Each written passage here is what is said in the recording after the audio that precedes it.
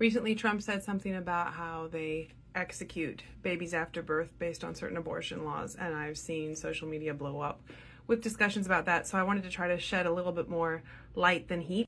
When we're talking about so-called after-birth abortion, there are at least 3 distinctions that we need to be making.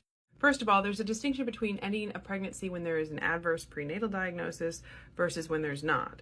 So in some cases, parents find out that there's some sort of adverse prenatal diagnosis and they decide to have an early induction of labor, usually peri-viability or maybe just post-viability, with the anticipation and the hope of a live birth so that they can say goodbye to their child. Sometimes when people use the word abortion, that's what they're describing.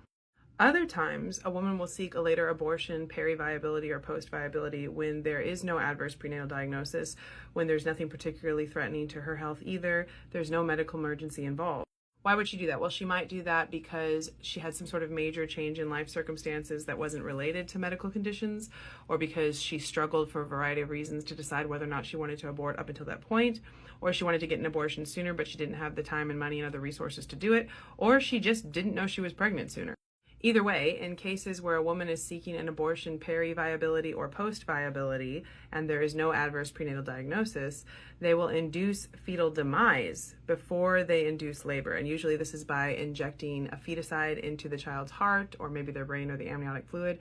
Less often, but sometimes they transect the umbilical cord and they wait for the child to bleed out. But in any case, in these situations, it would be very, very rare to have a live birth for this kind of abortion because they induce fetal demise precisely to avoid that. Still, there are thousands of abortions at 21 weeks or later in the United States every year, and so sometimes mistakes can happen. And if a child is born alive by mistake during one of these procedures, you can understand how some people might be concerned about the conflations and the perverse incentives of the people in the room who were just aiming at that child's death and are now responsible for making decisions about whether life-saving interventions are appropriate for essentially a very premature baby. So that's the first thing, is the difference between abortion for adverse prenatal diagnosis versus abortion when there is no medical emergency involved. Now, the second distinction is realizing that when you have adverse prenatal diagnoses, there are a variety of severities to them. People say fatal fetal anomaly, but what we mean by fatal can be really variable. So there are some conditions where the child was very unlikely to survive to birth in the first place, and even less likely to survive long after. But there are other conditions where survivability is going to vary a lot depending on how much the medical team chooses to intervene. So for example, even with trisomy 13 and trisomy 18, there is some research to show that if the medical team is willing to do interventions, for example, for heart defects or other problems that they would give to children without trisomies, no big shock really, the survivability goes up a lot. There can also be problems with the accuracy of prenatal testing. There can be inaccurate estimations of gestational age. There can be inaccurate prenatal diagnosis in the first place, false positive rates, things like that. And all of this can mean that sometimes you could induce labor and then birth a child that's a little bit more compatible with life than they originally thought. So in these gray area cases, how are people making decisions between offering comfort care only versus life-saving interventions to try to help the baby survive? And finally, there are distinctions between actively killing a child, Trump used the word execute, versus withholding potentially life-saving interventions from a child.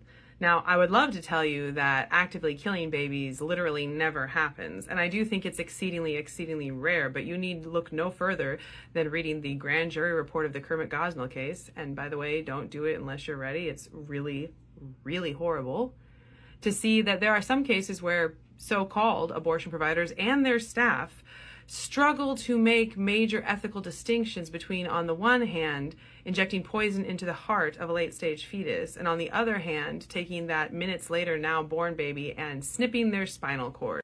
Regardless, I think most of the discussions about so-called after-birth abortion are really fears about abortion providers having perverse incentives to exaggerate the degree of incompatibility with life and withhold life-saving interventions from children that were born alive by mistake after a failed abortion procedure.